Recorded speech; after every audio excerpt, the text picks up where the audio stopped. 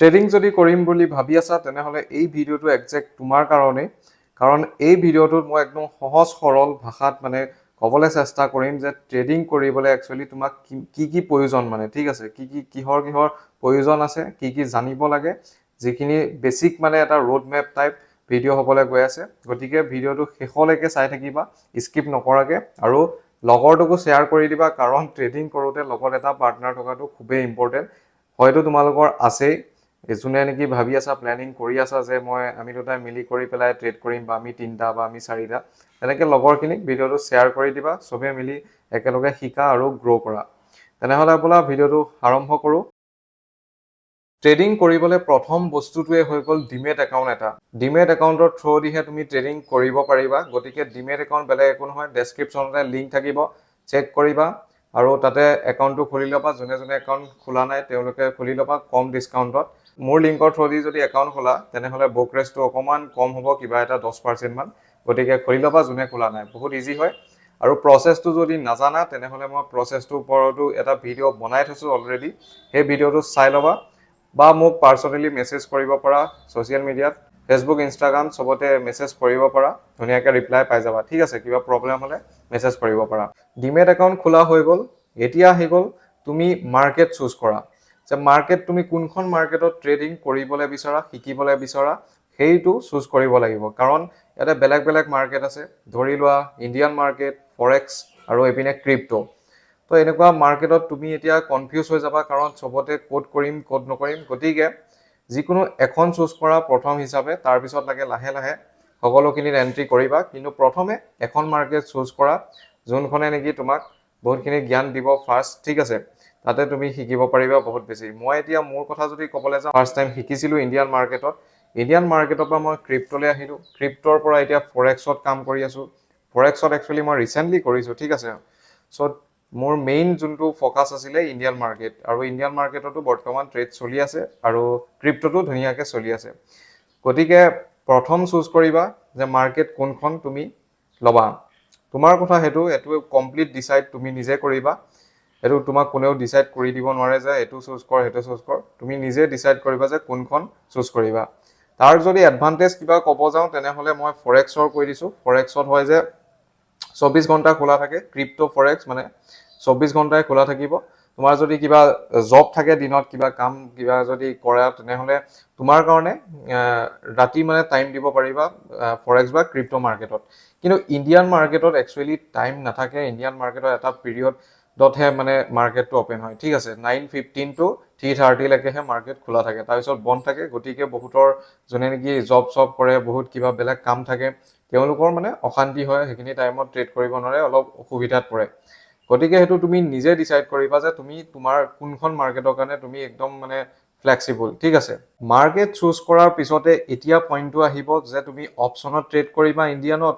নে তুমি ফিউচাৰত ট্ৰেড কৰিবা কাৰণ অপচনত যদি ট্ৰেড কৰা তেনেহলে তুমি শিকিব লাগিব অপচন চেইনৰ ওপৰত কমপ্লিট ভিডিঅ' মই বনাই থৈছোৱে চেক কৰিবা অপচন চেইনৰ ওপৰত তুমি শিকিব লাগিব গ্ৰীক্স জানিব লাগিব গুটেখিনি in the money at the money out of the money এইবোৰ কি হয় নহয় গুটেখিনি কথা জানিলেহে ভালদৰে ট্ৰেড কৰিব পাৰিবা নহলে তুমি বহুত কনফিউজ হৈ যাবা অপচন চেইনডাল ফাৰ্ষ্ট দেখিলে যে কি বস্তু এইবোৰ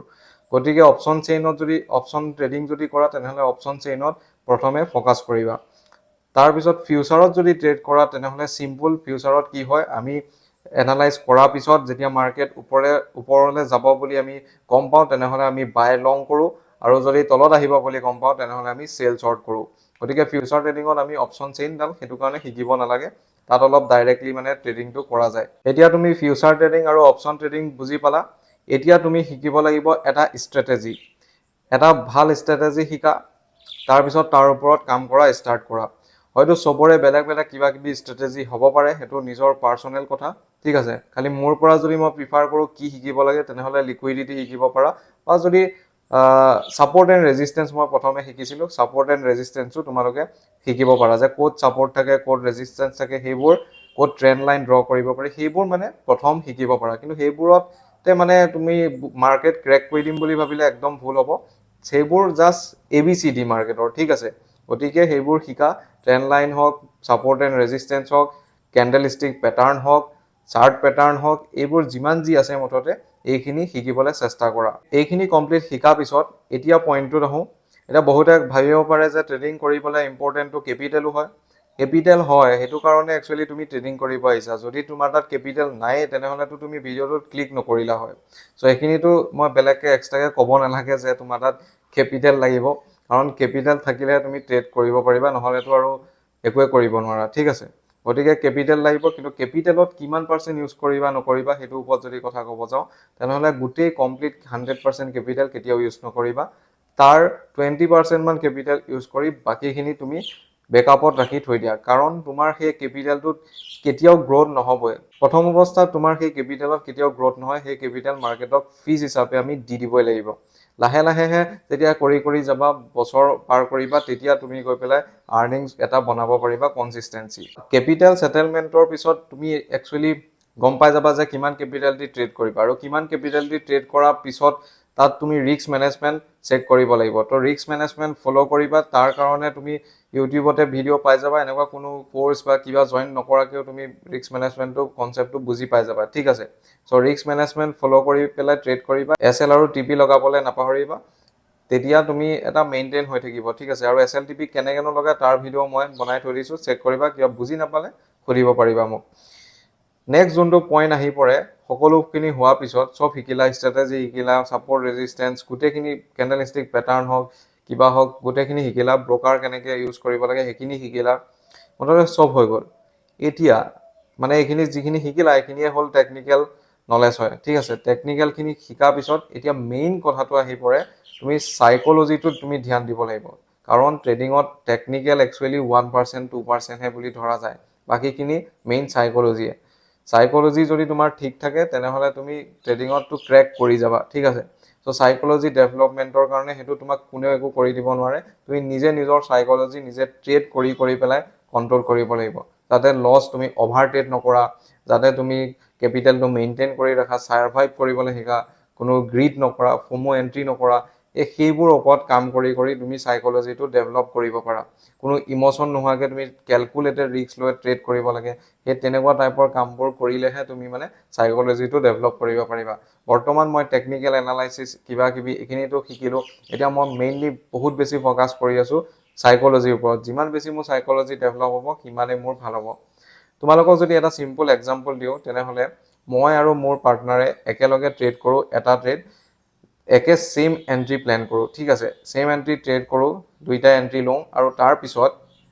মই যদি 1000 টকা বুক কৰোঁ তেনেহ'লে মোৰ পাৰ্টনাৰে 1500 টকা বা 2000 টকা বুক কৰে। কাৰণ এইটোৱেই ডিফাৰেঞ্চ দুইটাৰ মাজত। ট্ৰেডত চাইক'লজি আমাৰ দুইটাই বেলেগ বেলেগ হয়। মই অলপ আগতীয়াকৈ কাটি দিওঁ, সি অলপ ৱেইট কৰে, আৰু তাৰপিছত সি অলপ বেছি প্ৰফিট লৈ যায়। কিন্তু কেতিয়াবা এনেকুৱাও হয়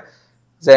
মই প্ৰফিটটো ল'লোঁ আৰু সি ৱেইট কৰি থকাৰ কাৰণে কেতিয়াবা তাৰ ট্ৰেইলিং SL হিট হয় বা SL গুচি যায়। গতিকে চবৰে চাইক'লজি বেলেগ বেলেগ হয়। তো নিজে নিজৰ চাইক'লজি ডেভেলপ কৰাত যদি লাগি যোৱা তেনেহ'লে তোমাৰ বহুতখিনি ট্ৰেডিঙত হেল্প হ'ব। বাকী আজিৰ ভিডিঅ'টো ইমানেই আছিল। ৱেইট কৰিবা নেক্সট ভিডিঅ'লৈ, লগ পাম অন্য এটা টপিকত। আজিলৈ ইমানেই।